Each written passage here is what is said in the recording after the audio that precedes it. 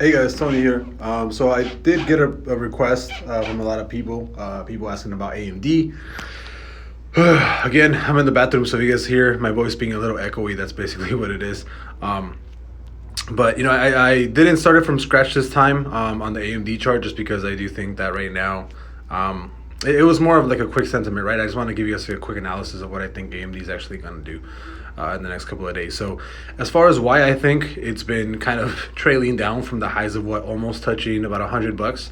So on the highs we did 99.23, so it almost touched $100 before plummeting down. But I mean, this plummet, I don't want to say is necessarily because of AMD itself. It's more so just kind of tech rotation, right? That's happening right now, and everything is kind of cyclical, based off of everything, or the economy reopening. So you're seeing bigger hedge funds kind of rotate out of tech and move into more, I guess, recovery stocks, and more things along the lines of, like, for example, Cheesecake Factory or AMC, or airplane stocks or whatever, right? Like Delta Airlines or the American Airlines or whatever. But as far as the chart goes right now, I was actually looking at it a little bit earlier today, and to be honest, I'm completely bearish, honestly.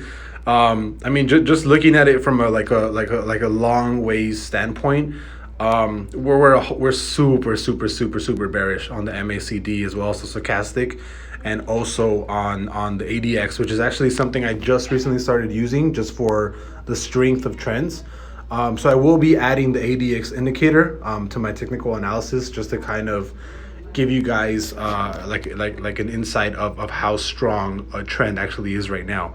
I'm not going to be going into how it actually works right now. I'll probably explain it a little bit later, because I know a lot of you guys follow me just on how I really do my TA and what I use and stuff. But as far as what it looks like right now, it does look like we did create a fresh bearish weekly candle on the bottom of the 78.14 resistance, right? And as of right now, we are kind of just trading back and forth between the price zone of $78 and around $74. I do think we are gonna we're gonna keep going down on AMD. I really do think it's gonna keep going down 100%.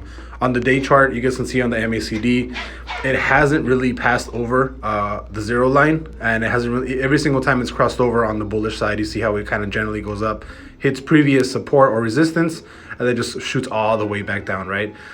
Same thing right here. You guys can see that it actually crossed right here on the bullish side, so I'll put it up here. So we crossed on the bullish side around right here, almost touched the tippy top of this $85 resistance, and then shot all the way back down as soon as we actually touched it, and it just kind of kept going down. So I do think right now, yeah, I'm 100% bearish, and I would not buy AMD calls or puts right now. I actually looked at the chart a little bit deeper, and I did notice that it's kind of respecting the hour MACD a little bit more than the others. So if I had to actually make a play, I think I'm actually going to buy puts on AMD. But I'm only going to buy when we actually cross over on the hour MACD, which is going to happen more than likely tomorrow. So tomorrow we're more than likely going to cross over, and I do think once we cross over on that bullish side on the MACD, I do think we're going to go all the way up to $78 and then dump all the way back down under $74. So I'm only going to be buying puts if we actually hit this $78 level. So if we get close to it or we're hitting it, I do think it's actually going to go back down.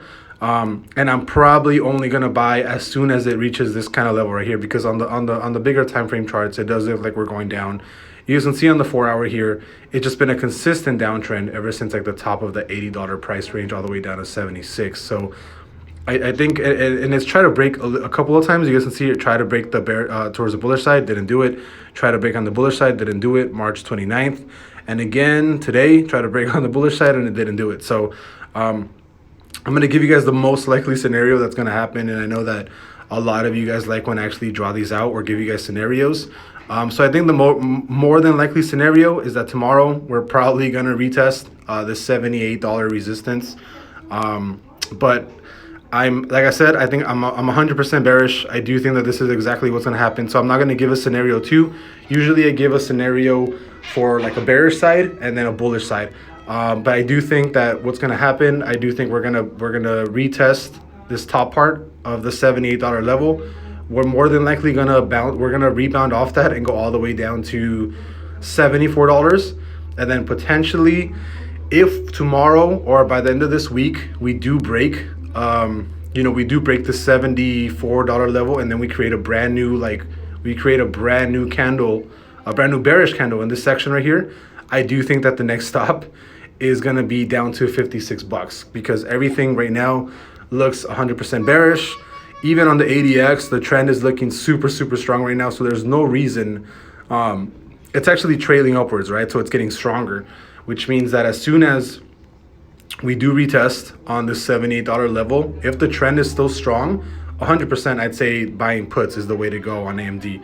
Maybe a little bit further out, maybe like a month out or so, I think.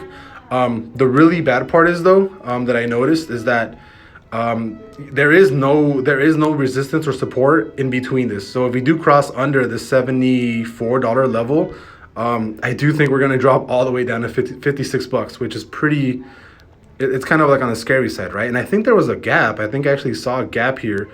Not sure why it's not showing up. Oh, there we go. I don't know why it didn't get drawn in, but I actually drew it a little bit early. But actually, let me zoom in, right? So you guys know that I'm 100% believer in gaps always get filled. Gaps always get filled. So we have a huge gap between the prices of, $69 and $73, $74.